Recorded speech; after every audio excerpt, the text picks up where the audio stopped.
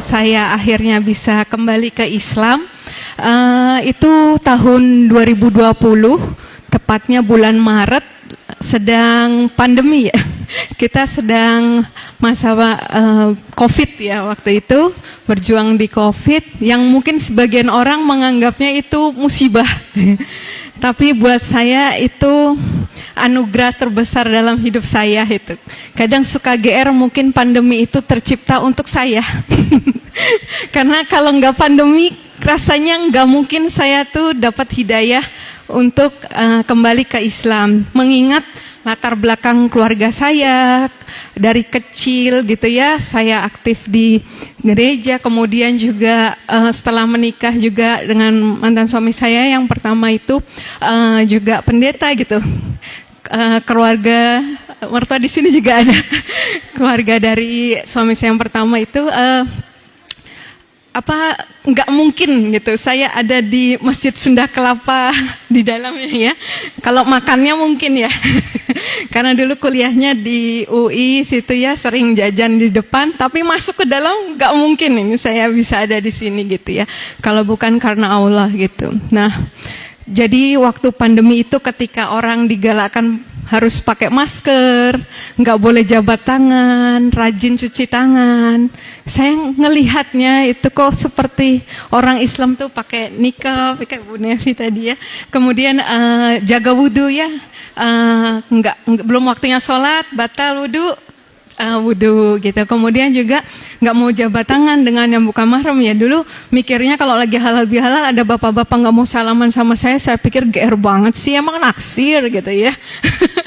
Cuma salaman doang gitu ya. Tapi ternyata Masya Allah ya, cara Allah itu ya membukakan mata, telinga, hati saya itu Masya Allah gitu, itu nggak mungkin gitu. Kalau yang kenal saya dari dulu masih kecil, masih muda gitu, teman-teman saya itu kayak nggak mungkin. Tapi ya disitulah Allah menaruh di dalam hati saya.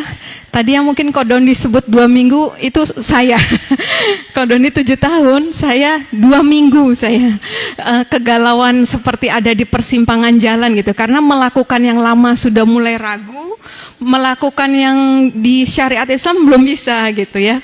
Nah, jadi saya sampai nggak, yang biasanya beribadah gitu untuk doa makan yang udah refleks ya, mau keluar rumah, mau tidur itu udah refleks berdoa, itu nggak saya lakukan sama sekali.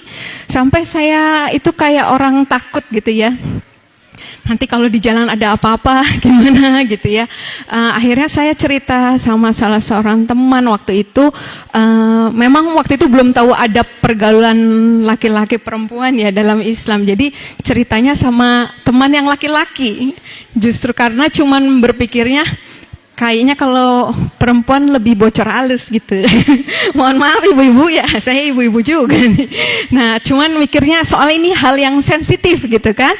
Kalau ketahuan saya istrinya pendeta lagi kan bahaya ini ya, bisa hancur lah gitu ya. Nah, terus akhirnya saya cari teman yang kelihatannya soleh gitu ya. Kalau di IG kayak anak-anaknya tuh setoran hafalan gitu ya. Saya beranikan diri DM, Bang, saya kayak mau belajar Islam nih gitu ya. Alhamdulillah soleh beneran, nggak modus gitu ya. Ya udah belajar sama saya misalnya. Enggak, jadi beliau arahkan untuk ke Mualaf Center itu. Alhamdulillah, dan beliau cuma pesan 2 waktu itu. Kalau ustazahnya nggak mengajarkan tentang tauhid, nggak usah dilanjutin. Pertama kali kamu harus tahu tauhid katanya.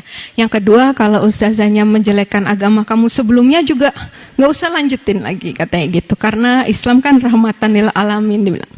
Nah di situ saya buat janji ustazahnya tuh malah astagfirullahaladzim. Begitu waktu ngeliat saya, ternyata itu hari pertama harusnya lockdown, nggak boleh terima tamu gitu ya. Tapi alhamdulillah beliau bilang, ya udah saya yang salah, saya nggak yang ubah appointmentnya gitu. Dan alhamdulillah di situ saya dari jam 9 sampai jelang azan zuhur dijelaskan tentang rukun iman, rukun Islam gitu ya. Terus di situ saya kayak menyadari kalau ini benar, ini Allah yang benar, ini kitab suci yang benar gitu ya. Satu, beliau bilang, kalau masih bergantung pada seseorang, sesuatu, misalnya untuk lahir ke dunia, apa itu bisa disebut Allah gitu. Itu kayak kena banget di hati saya, karena Allah itu nggak bisa disamakan dengan makhluk, dibilang gitu. Udah, waktu azan zuhur dibilang, dokter Karsa sekarang mau gimana? Ya udah, saya belajar dulu Bunda. Oh ya, boleh kalau mau belajar dulu, tapi mohon maaf ya, argonya belum jalan, katanya gitu.